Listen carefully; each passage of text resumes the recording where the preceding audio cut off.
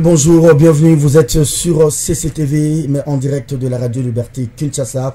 Première émission pour l'inauguration de ces studios modernes de la Radio Liberté. Vous pouvez nous suivre sur Ralik 96.8. C'est donc parti pour ce premier kiosque en direct du studio de la Radio Liberté. Troisième niveau, local 1, la maison de la radio. Extrême violence à Lubumbashi. Martin Fayulu n'a pas pu tenir son meeting hier après les ratés la semaine dernière de Kindu dans le Maniema. On dresse un bilan de 2 morts dont le docteur Adonis, 43 blessés graves dont 14 par balle réelle. Une source réfutée par la police nationale congolaise. La grande réunion entre Jean-Pierre Bemba, Martin Fayulu, Moïse Katumbi, Adolphe Muzutu et Matungulu s'est tenu hier par téléphone. La décision est tombée. Martin Fayulu va poursuivre aujourd'hui sa campagne au niveau de Kalei. Autre sujet d'actualité, c'est Joseph Kabila qui répond à l'Union européenne. Il ne revient pas aux Européens de nous montrer la manière de nous conduire. Joseph Kabila réagissait donc à la prolongation des mesures restrictives de sanctions visant 14 personnalités de la République démocratique du Congo, dont Emmanuel Ramazani Shadari, candidat du FCC, dauphin de Joseph Kabila pendant ce temps. Fayulu, comment il s'appelle, Félix Antoine Tshilombo Tshisekedi, était hier à Kisangani, très beau discours. Notre ennemi, ce n'est pas Fayulu, moins encore la Mouka. Notre ennemi commun, c'est bien M. Shadari et Kabila. Nous ne devons pas nous battre contre nous, entre Fayulu et Félix Tshisekedi, d'ici le président de Fatchevit. Voilà donc le menu de votre magazine. Kiosque d'aujourd'hui qui reçoit pour vous Mike Mukebaïn Kosso. Il est candidat à la députation nationale numéro 80 de la Lukunga, tout comme à la députation provinciale numéro 5, ici dans la commune de Lingwala. Mike, bonjour. Bonjour Serge. Bienvenue à vous.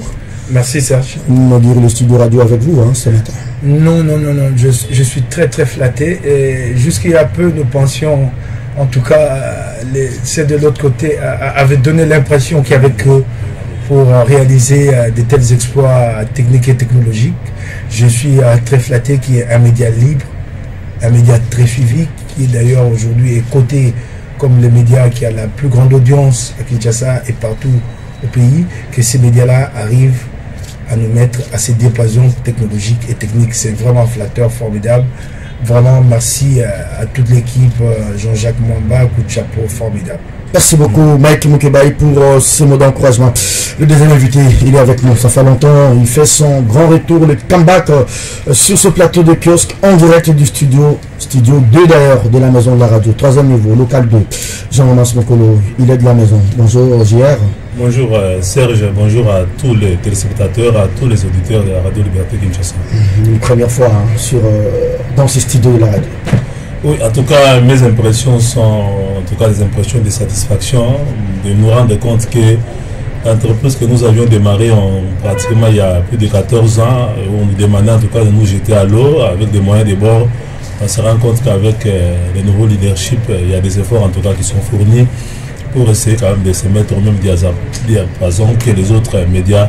C'est vraiment un signe d'encouragement, même si cela doit passer par des sacrifices sur le plan du personnel, mais je crois que l'important c'est quand même de pouvoir investir dans les équipements et dans la modernisation. Merci beaucoup. Allez, la rubrique d'abord pour les confrères. Nous encourageons les confrères qui ont postulé. Doudou Montiri, 314 députations nationales au Congo. Chers auditeurs et téléspectateurs, vous devez noter, il ne faut pas m'appeler après pour me dire, donnez-nous les numéros de Montiri, de Jean-Jacques Mamba ou encore de Christelle Voin. Vous notez directement. Doudou Montiri, 314. Nous devons encourager les confrères. Edi Ielino Langui, 26, Ngiringiri. Loanjo Lofoudou Junior, Raphaël, 18. Kassavubu, Eliezer Tamboué 207 au niveau de Lukunga, Onyemba Laurent 209 au niveau également de Lukunga, Christelle Voanga 173, nous sommes à la Funa, Mamba Jean-Jacques 435, nous sommes au niveau de la Lukunga, Mukebaïn Kosso 5 pour la circonscription électorale de Lingwala et 80 pour la circonscription électorale de Lukunga. Merci à vous. On va rapidement prendre Jean-Romain Sokolo, vous avez la parole pour cette réplique du président de la République, Joseph Kabila, après la prolongation de la sanction de l'Union européenne sur le 14 personnalités. Kabila dit ceci: il ne revient pas aux Européens de nous dicter la manière de nous comporter.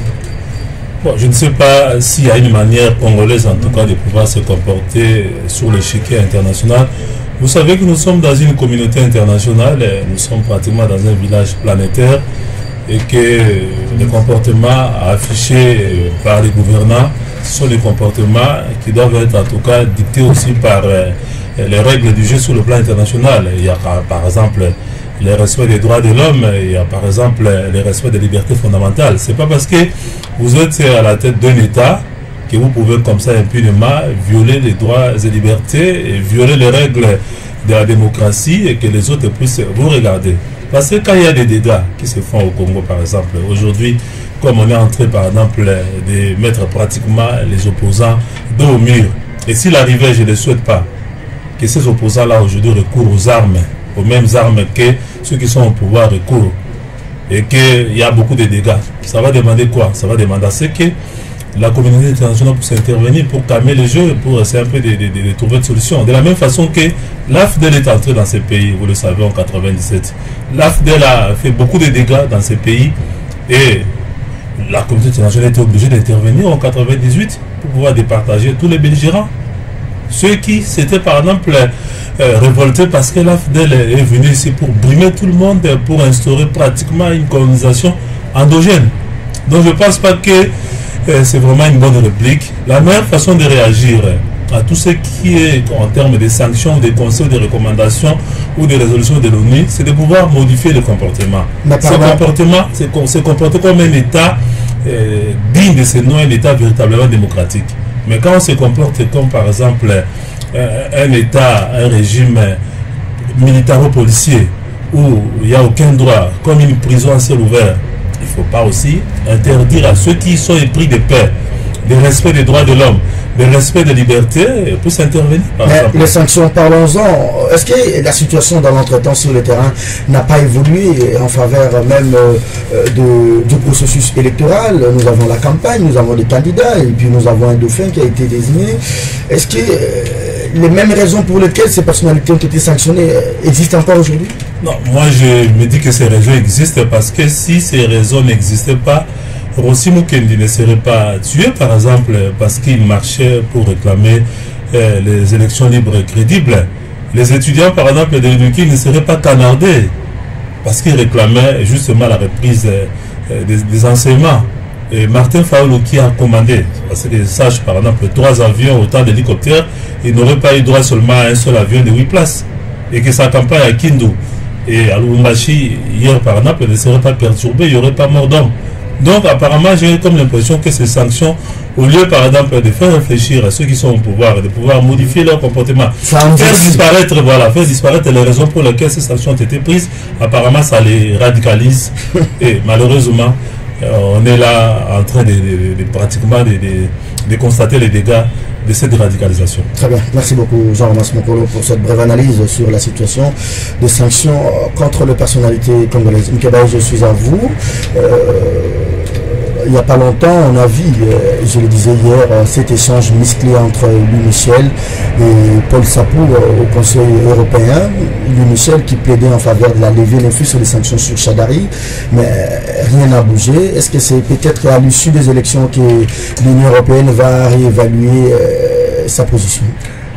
La démarche de Kabila, je ne la trouve pas sincère. Il ne s'assume pas en tant que chef de file de la Kabylie.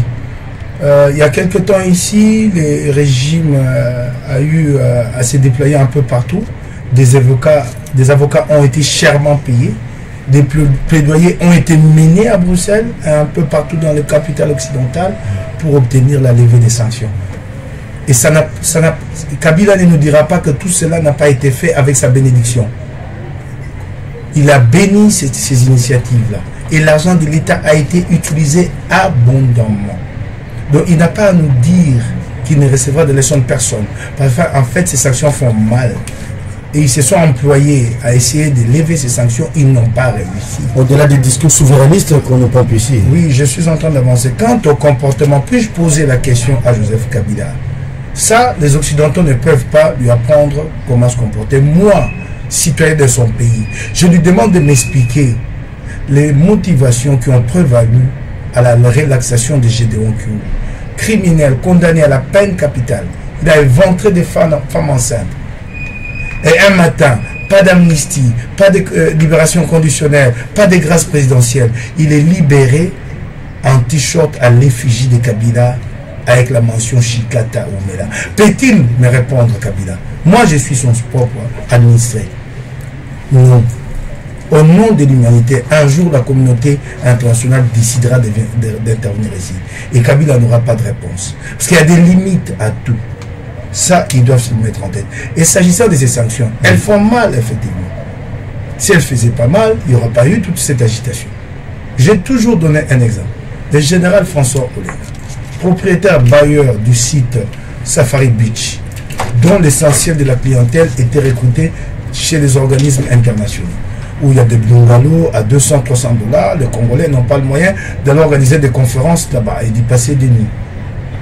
Quand il est frappé par les sanctions, tous ces organismes-là arrêtent d'y aller. Il est frappé réellement au portefeuille. C'est 80-92% des ces recettes qu'il perd. Donc, elle frappe réellement ces sanctions. Mais alors, puisque vous ne voulez pas qu'on vous donne des leçons, vous voulez isoler la République démocratique du Congo, arrêtez par la suite de dépenser notre argent, s'il vous plaît. Alors, dernière question, parce qu'on va prendre la campagne électorale rapidement.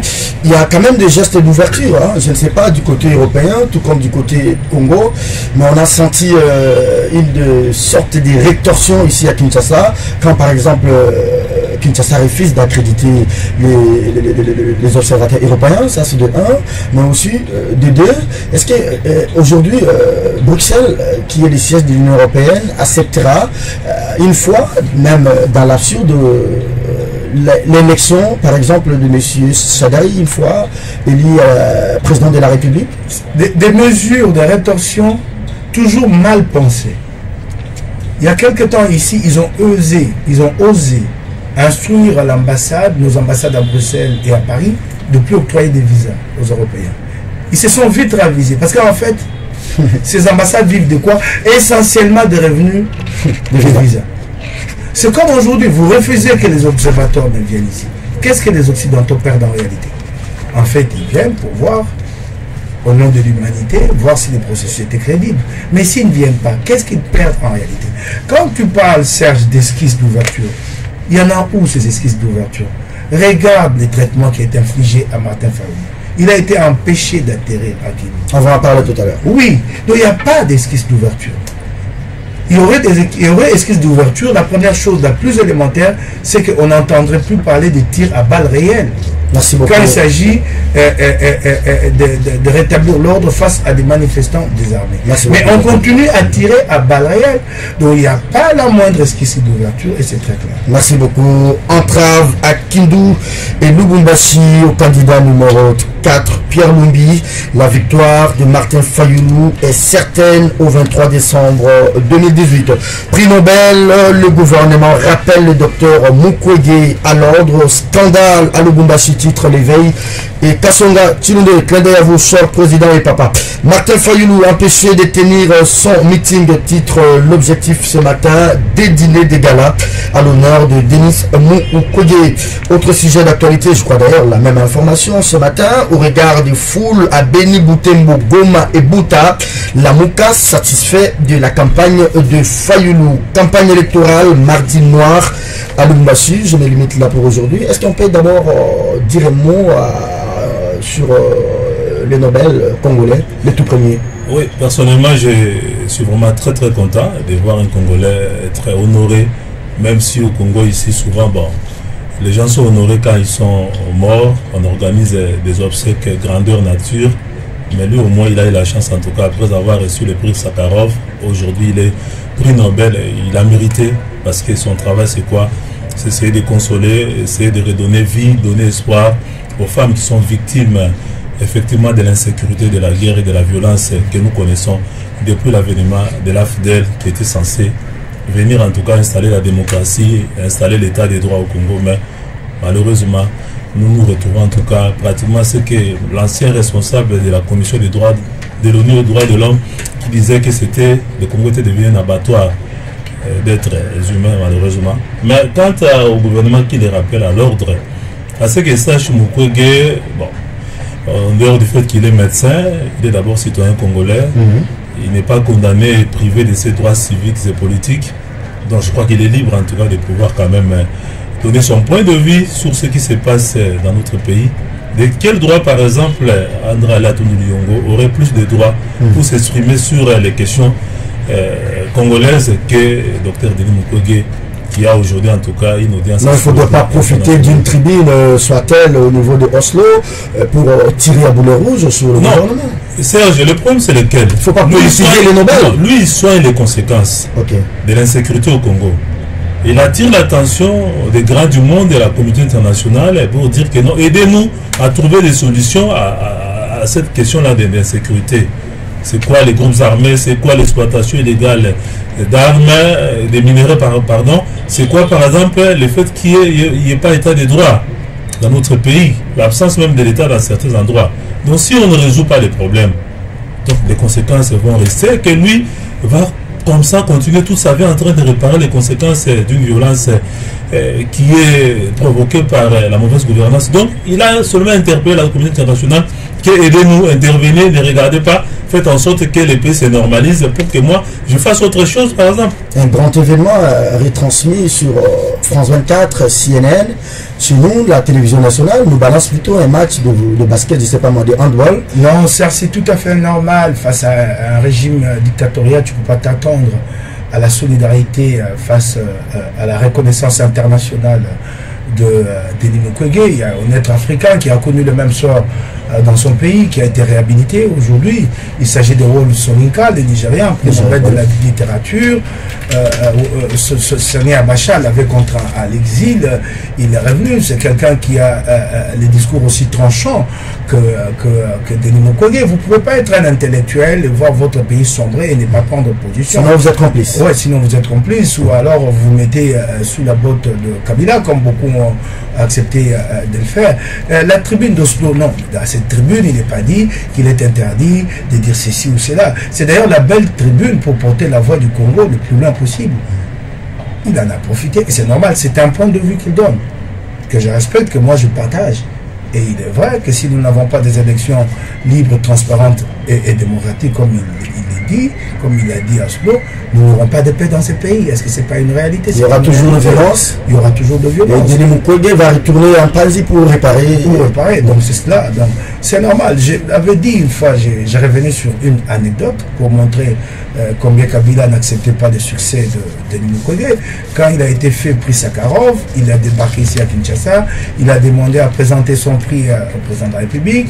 On l'a laissé moisir pendant 4 jours à l'hôtel Pullman. Au 4e jour, Kabila le reçoit, mais le protocole lui donne la consigne. Il est reçu à 22 h pour que ça passe inaperçu, et il est reçu sans caméra. Donc Kabila refuse de faire honneur à son citoyen qui est reconnu à l'international. Il va peut-être récupérer avec le Nobel. Hein? Non, c'est impossible. Il n'a jamais fait la moindre déclaration. Tu verras que plutôt la Yézidi qui a été primée avec Mukwege a eu droit à un satisfecit à très haute voix. Même pas un tweet du gouvernement, un tweet de Kabila, un tweet du Premier ministre. Non, ce qu'eux célèbrent, c'est Gédéon Kyungu. Ce n'est pas de gens qui sont attachés aux valeurs. Tu as vu comment ils ont célébré? Non, ils ont célébré Kyungu. Gédéon, avec nos enfants de fanfare, cymbales. Ça, ils ont célébré, nous ont montré des images. Nous sommes enfants d'un régime barbare, Serge. C'est que nous n'en prenons pas la mesure. Merci beaucoup, Madame et messieurs, vous êtes en train de regarder Kiosque, votre magazine en direct du studio B, 3e niveau, maison de la radio, ici, avenue du Port, numéro 6.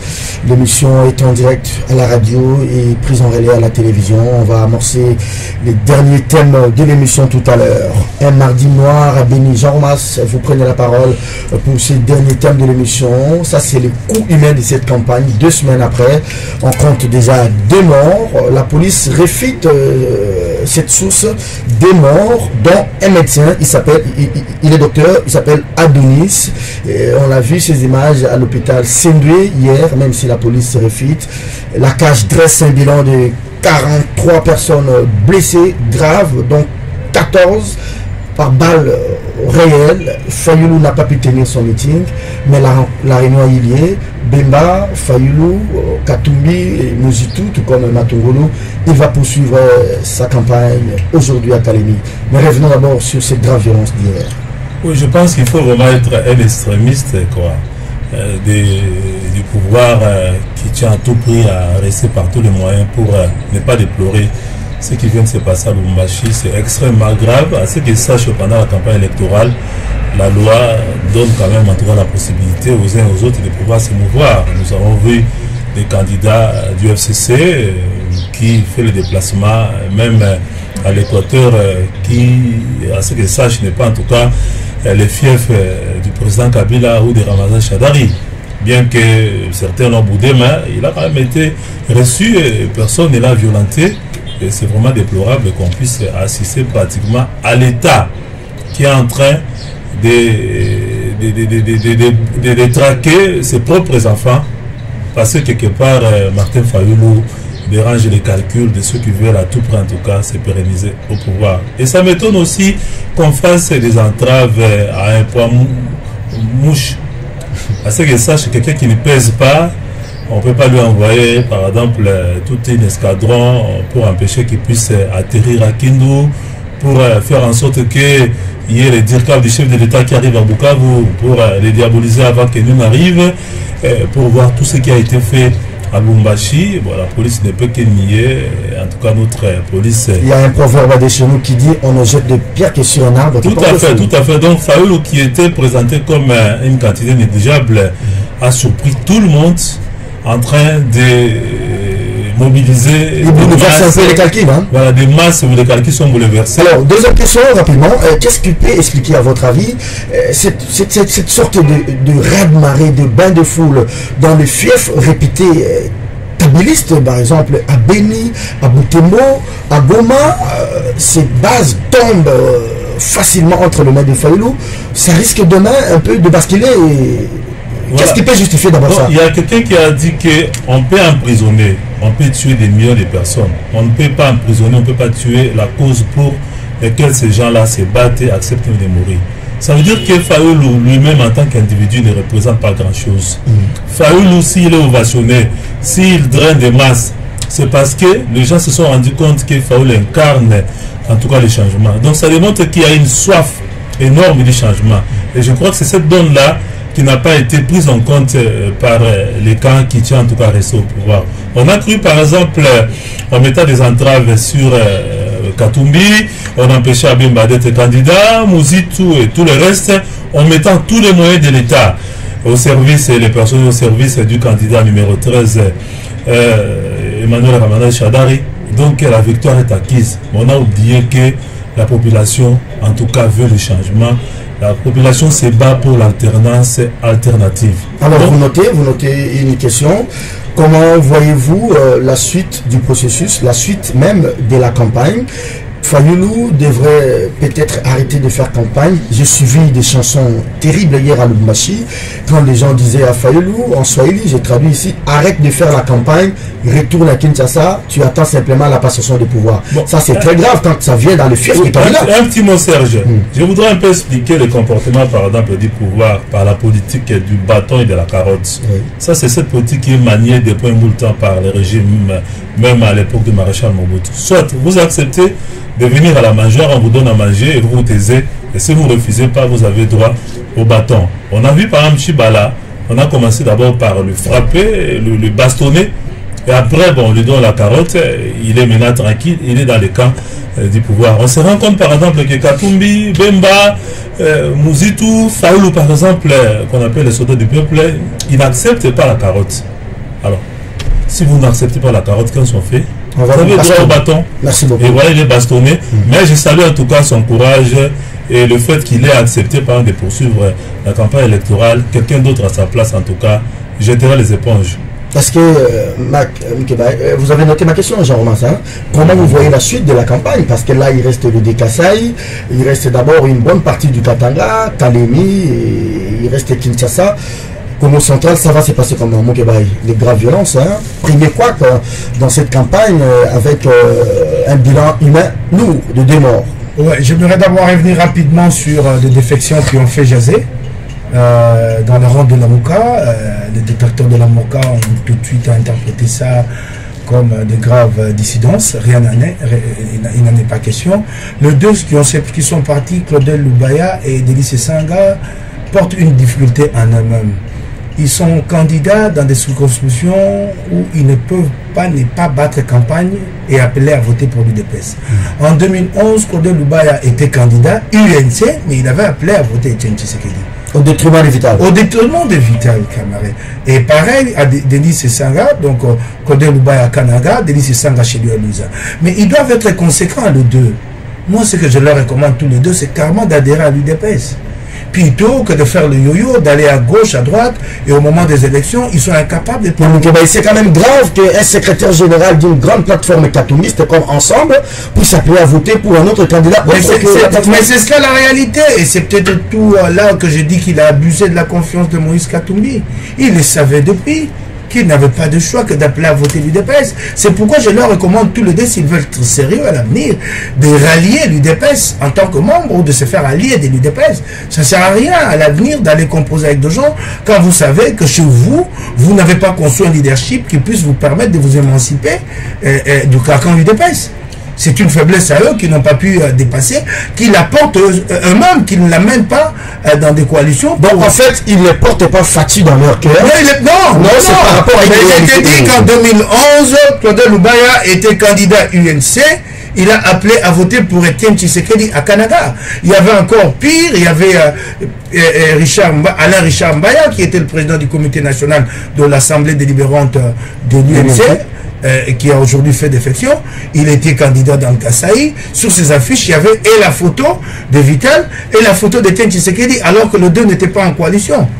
C'est cela, cette triste réalité. Qui s'assume, qui demande carrément à adhérer à l'UDPS, sinon allié à l'UDPS, c'est au moins clair. Mais moi, je vois des grands leaders, pour terminer sur ce sujet, des grands leaders, par exemple, chez nous, à l'Équateur, hein, qui ne sont pas avec Bemba, qui ne sont pas avec Mobutu, mais qui sont avec les FCC, qui appellent à voter pour mais c'est cela, qui s'assument. C'est pourquoi je leur demande de s'assumer. Mais même, je préviens les politiques à l'avenir de ne pas composer avec eux à la veille des élections. Voilà. Parce qu'en fait, en réalité, ils finiront par se rétracter suite à des contraintes liées aux réalités de la situation. C'est la parole, sinon... oui, mais de la même façon que Mike demande en tout cas à Lubaya et à Délice Sanga de prendre le courage de pouvoir s'assumer, mais qu'ensemble s'assume aussi, par exemple en les mettant à la porte.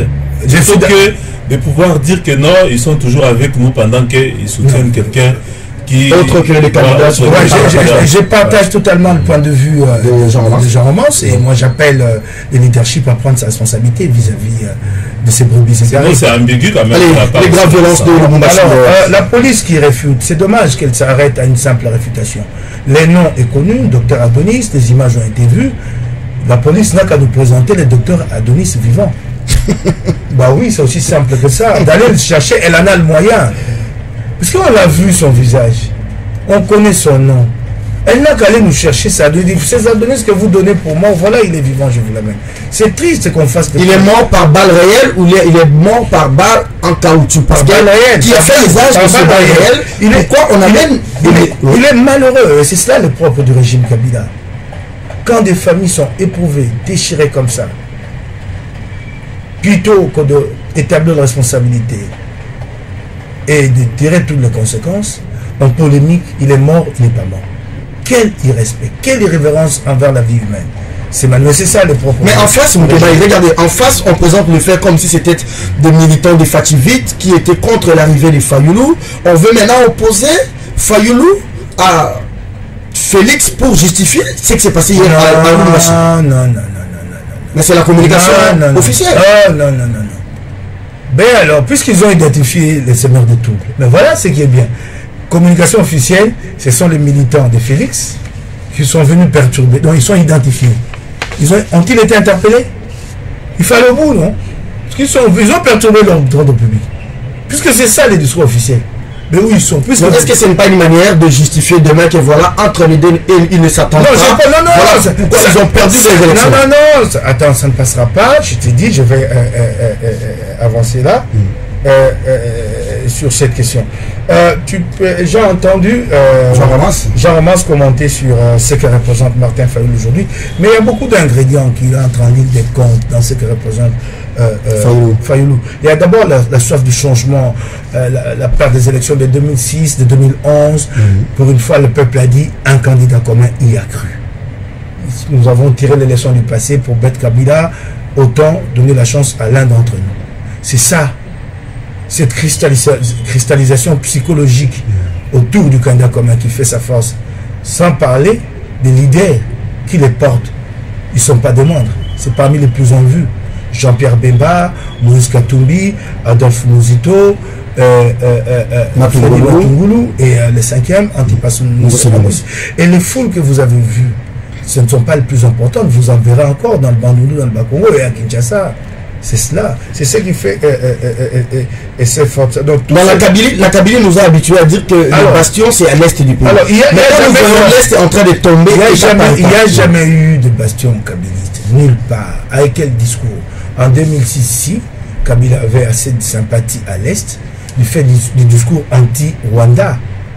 Les gens à l'est n'avaient pas encore pratiqué Kabila depuis qu'il était arrivé au pouvoir. Les pays étaient sous 3 administrations. Sous le 1+4, il a prétexté qu'il était empêché de diriger. Nos compatriotes de l'Est voulaient l'expérimenter, voulaient vivre Kabila. Ils l'ont vécu de 2006 à 2011, ils ont compris. Tout le reste, quand on parle de fièvre, c'est avec les moyens de l'État qu'on impose des mobilisations, c'est cela. Et aujourd'hui que Kabila est en train de partir et que Chadar arrive et qui n'a pas le même moyen de l'État que lui, parce que lui est chef d'État en fonction, l'autre est candidat. Tout se craquelle, il n'y a pas de bastion. Et c'est là tout l'acharnement contre Fayoulou. Parce qu'en fait, Fayoulou, c'est celui qui démontre qu'il n'y a pas de bastion. Il entrait à Kindu, il allait là donner une gifle à Kabila et à Chadari. Ils ont préféré détruire même leur propre image, provoquer des troubles que vivre cette humiliation. C'est pareil. Ils se sont dit à Katanga, parce que tu sais, à Lubumbashi, qu'est-ce qui s'est passé? Mais les gouverneurs aussi ont peur. Hein? Je vais te donner quelques détails sur le gouverneur. À Lubumbashi, ce n'est pas qu'il y avait des manifestants dans la rue. 1 million, 2 millions, non. Tout le Lubumbashi était dans la rue. Kabila n'a pas voulu vivre ces spectacles. Et Chadari. Il faut empêcher ça. Il faut empêcher ça. Tout le Lubumbashi était dans la rue. Ah, si ça arrive, finalement, on montrera, ça démontrera que ceux qui disent que ma popularité au Katanga est une popularité d'emprunt que j'ai obtenue auprès de Katumbi, cela va se vérifier. Il faut l'empêcher. Est-ce que c'est pas que le gouverneur aussi on peut parler de gouverneur? Oui, rapidement. Mais c'est cela, c'est depuis Kisangani et Dounia que finalement, Chadari s'est énervé. Il a dû appeler personnellement le gouverneur de l'Ituri pour lui demander, pour l'interpeller, pourquoi tu as laissé faire. Mais c'est Chadari? Oui, et à Kisangani, pareil. C'est ça le problème. Et là, Chadari, en réunion stratégique, s'interroge, il demande aux autres, ben écoutez, maintenant, là, que c'est clair que c'est Fayoulou qui a conquis l'Est. Les schémas. Ça, c'est Chadari qui... Oui, les schémas que nous préparons, les schémas pour qu'on passe par un forcing à ces élections. Comment allons-nous les justifier? C'est ça la grande question. Ces schémas ne tiennent plus. Ces schémas allaient tenir en disant l'Est est le réservoir de voix et l'Ouest, Fayoulou et Félix se sont partagés le voix. Ces schémas ne tiennent plus. Le peuple de l'Est l'ont démontré. Merci beaucoup. Comment justifier? Et non seulement ça. Oui. Longtemps, dans leurs officiers, la stratégie c'est quoi? Nous trichons aux élections, la contestation s'arrête à Kinshasa, nous la contenons et c'est fini. Maintenant, ils se rendent compte que s'ils osent mettre en œuvre ces schémas, la contestation ira de part en part, traversera tout le pays. Et c'est cela les inquiétudes. C'est cela le mais si contestation il y a au cas où Fayoulou était le 3e, on peut négocier avec le 2e qui est Félix. C'est ce qu'il y a à craindre, c'est pourquoi nous avons toujours demandé à Félix de dire la vérité aux siens sur cette question qui les tient. Nous craignons que s'il arrive en 2e position, qu'il ne soit pas en mesure de tenir tête face à Kabila. Mais nous ne pensons pas qu'il arrivera en 2e position. C'est clair, si les élections sont libres, transparentes et démocratiques, la victoire de Fayoulou est assurée. Jean-Romain, je reviens sur ma question. Comment vous voyez la suite du processus? Et vous commentez d'abord cette phrase de Félix Tshilombo Antoine à Kisangani, à mon avis, belle phrase, il dit entre mon frère Fayulu et moi, il n'y a pas de problème, nous ne devons pas nous rentrer dedans. Et même vous aussi les militants, notre cible c'est M. Shadari et Kabila. Bon, il aurait dû en tout cas y passer avant de pouvoir par exemple renoncer à l'accord de Genève qui scellait justement cette candidature commune de l'opposition. Lui et son directeur de campagne, Vital Kamerhe, ont été en tout cas à la base pratiquement de cette mise en mal de cet accord qui permettait à l'opposition d'aller en ordre rangé. Ils sont Est-ce qu'il n'y a pas, il est mal placé en tout cas pour le dire aujourd'hui, parce que quand vous suivez leur campagne, ils passent aussi le clair de leur temps, par exemple, à s'en prendre au candidat de la Mouka. Et quand vous allez, par exemple, au sein de l'UDPS, c'est Jean-Pierre Bemba qui est vilipendé du matin au soir. Est-ce qu'il n'y a-t-il pas moyen qu'aujourd'hui la Mouka tende la main à Fachi pour que Fachi vienne? Comment déjà la Mouka a fait tomber les bases à l'Est pour que Fachi travaille un peu les Kasaï pour un assaut final? J'ai comme l'impression qu'ils ont en tête ce qu'on appelle le point de non-retour. Ils se sont suffisamment fait du mal que je ne vois pas quelqu'un entre le deux camps puisse en tout cas accepter de se décider en faveur de l'autre. Et si par exemple l'action de Fachi vite répondrait par exemple à une manipulation de ceux qui sont au pouvoir pour circuiter ces candidatures communes de l'opposition qui avaient comme pratiquement ambition de pouvoir faciliter la victoire de l'opposition, et s'ils sont manipulés et qu'ils sont signés, s'ils ont par exemple signé des accords secrets avec la Kabylie, ce serait difficile de voir Fachi vite accepter. Donc je pense que chacun ira dans sa campagne électorale jusqu'au bout et on verra si les élections sont véritablement démocratiques et crédibles. Alors, on verra qui va en tout cas l'emporter. Mais crois aujourd'hui que Fachi va reculer pour renoncer à sa campagne électorale et pouvoir par exemple soutenir Fayulu, je ne crois pas. Lui peut avoir cette idée-là, mais ceux qui l'entourent, vous savez, chacun dans son petit coin, il y a des gens qui croient que bon. Alors répondez à ma question sur la suite de la campagne. Fayulu interdit d'atterrir à Kindu, à Lubumbashi, il y a eu mort d'homme, vivement les enquêtes. Est-ce qu'il va encore être fort pour poursuivre la campagne? Et comment vous voyez même la suite de la campagne jusqu'au dernier jour, le jour d'avant-vote? Je pense qu'on dit que la foi fait déplacer des montagnes. Tout est question de la foi. Si Fayulu croit en ce qu'il est en train de faire, s'il croit que ce n'est pas son combat, c'est le combat de toute la communauté nationale qui voudra en tout cas s'émanciper de ces régimes, et qu'il a une mission lui confiée par la population pour pouvoir en tout cas aller jusqu'au bout, je crois qu'il aura les ressources, l'énergie nécessaire pour Alors qu'est-ce qui justifie qu'à Beni, il n'y a pas eu de désordre, à Bouta, à Bounia, il n'y a pas eu de désordre? Qu'est-ce qui justifie, à votre avis, ces désordres à Lubumbashi et au Maniema? Bon, au Maniema, par exemple, nous savons nous tous que le chef de l'État, sa maman est originaire de là, et les candidats même du FCC aussi sont originaires de Maniema. On ne voulait pas voir, par exemple, une grande foule derrière Fayulu avant même l'arrivée des Shadari. Ça aurait été interprété comme étant un bastion qui tombe. À Lubumbashi, la même chose, ça a toujours été présenté en tout cas comme étant les bastions du chef de l'État. Et à ce que sache, aucune province n'a eu droit au nombre de visites que le chef de l'État fait en tout cas dans les Katanga. Il considère ça en tout cas comme étant son bastion. Et voir aussi Fayulu atterrir là-bas, être accueilli pratiquement en roi. Je crois qu'il n'a pas voulu en tout cas supporter ça. Il fallait étouffer. Alors, qu'est-ce qui ne vous dit pas que, comme on dit, il n'y a jamais un sans deux? Qu'est-ce qui ne vous dit pas que ce que le gouverneur du Katanga ou le maire de la ville de Lubumbashi a fait aura des effets contingents, par exemple à Kalemi, par exemple chez Mouège? C'est ça, il faut craindre. Peut-être à Kinshasa aussi qui a interdit. Surtout que Mouège, c'est vraiment parmi les extrémistes du pouvoir. Voilà. J'ai comme l'impression qu'il va rééditer l'espoir. Mais si j'étais Fayulu, peut-être j'éviterais un peu ces provinces-là. Il faut éviter ou bien il faut affronter, vous avez dit? Dans un premier temps, peut-être aller à l'Équateur, dans les Bandundu, essayer un peu de se requinquer physiquement, là où c'est beaucoup plus facile, et peut-être finir là où il s'est fait appeler Mike Mkeba, soldat du peuple. Il n'a qu'à aller et poursuivre jusqu'au bout. Mais j'aimerais quand même que nous puissions revenir sur les attitudes de la classe politique, au moins celle dirigeante. Est-ce qu'aujourd'hui, cette classe politique dirigeante, elle est prête à accepter une défaite en voyant ce genre de comportement? Ben, Serge, tu cites les propos de Félix. Félix Tshisekedi a-t-il l'essence de la parole de lui? Qu'est-ce qu'il n'avait pas dit au meeting Place Triomphale? Qu'est-ce qu'il n'avait pas dit? Et après, par la suite, a-t-il tenu parole? Il n'a pas le sens de parole. Ce n'est pas un homme d'État. Moi, je ne prendrai plus jamais en considération ce qu'il dit. Il est dit pour charmer les publics, comme il avait fait Place Triomphale.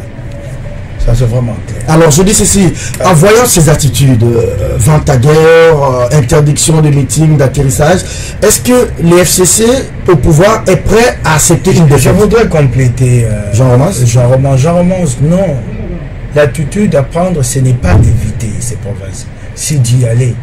Hier, Fayoulou a fait sa campagne à Lubumbashi. Ça, c'est clair. Oui. Le message est passé, les gens étaient mobilisés, le régime a empêché les manifestants. Au moins, tous les Katangais étaient informés que Fayoulou était là. Il a fait campagne, c'est tout. C'est tout en tant qu'à Kindu. Et je ne peux pas comprendre. C'était plutôt contre-politique pour le pouvoir. Pour le pouvoir, je ne peux pas comprendre comment ce régime est tout le temps maladroit. En fait, c'est lui-même, quand il ne crée pas ses adversaires, il les consolide. C'est ça le propre de ce régime. Vous multipliez ce genre d'incidents, moi je veux te dire, c'est peut-être cynique, mais politiquement ça profite à Fayoulou. Il gagne. Ça profite à Lamouka. Il gagne. Mais la grande question que nous nous posons, et c'est là toute l'inquiétude pour l'issue finale, s'ils ne sont pas prêts à accepter que Fayoulou mobilise là où c'est réputé fief de tel ou tel, même si c'est faux en réalité, s'ils ne sont pas prêts, et une défaite à l'élection présidentielle. C'est ça ma question. C'est ça ma question. Ils ne sont pas prêts. En fait, là, ils sont dans la logique de la terre brûlée. Pas à brûler le Congo si ce n'est pas eux. Ils les démontrent déjà. Donc, à mon point de vue, ce qu'il y a à faire, et j'ai beaucoup aimé cet appel chez Fayoulou et Adolphe Mouzito et Maman F. Bazaïba, il faut appeler la communauté internationale et notamment la SADC à anticiper sur les dispositions à prendre dans les jours et les semaines à venir. Je crains fort. Ça sera un blackout électoral pour la stabilité de mon pays. Mais tu parles de Kinshasa. C'est l'étape qui a à craindre le plus, la plus. Pourquoi? Généralement, Chadari et le leadership, donc Joseph Kabila, généralement à Kinshasa, ils mobilisent avec l'argent. Avec l'argent, vous pouvez mobiliser 10, 20 000, 30 000. Les Simonsel l'a dit dans son dernier rapport. Ouais, 10, 20 000, 30 000 personnes. Mais là, les jours derniers des campagnes à Kin, il faut mettre dans la rue 500 000 personnes ou 1 million. Comment le faire avec l'argent? Donc Chadari n'y arrivera pas. Pour empêcher qu'ils ne connaissent une humiliation, il risque d'annuler toutes les manifestations dans la ville de Kinshasa, il faut déjà prendre garde. Je te donne un exemple. En 2011, vous terminez par là. C'est ce qui a été fait. Tshisekedi avait prévu sa manifestation, Place Triomphale, le PPRD, stade de martyrs, et Vital Kamerhe, si je ne m'abuse, stade Tata Raphaël. Kabila débarque à l'aéroport international d'Ndjili, demande à Katumba, moi je suis déjà là, comment ça avance au stade.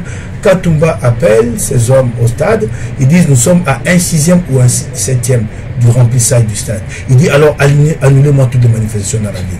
Ah, ben voilà ce qui s'est passé. Merci beaucoup Mike. Alors là, Fayoulou a vraiment bien planifié son retour. Il entre par Mitendi, donc il va terminer au Bakongo, puis il entre à Kinshasa. Ah bon? Oui. Et c'est d'ailleurs. Donc il va faire toutes les provinces et par les Congo central parce qu'il n'y aura pas de raison de dire que non, tel autre aussi va venir par là et interdire.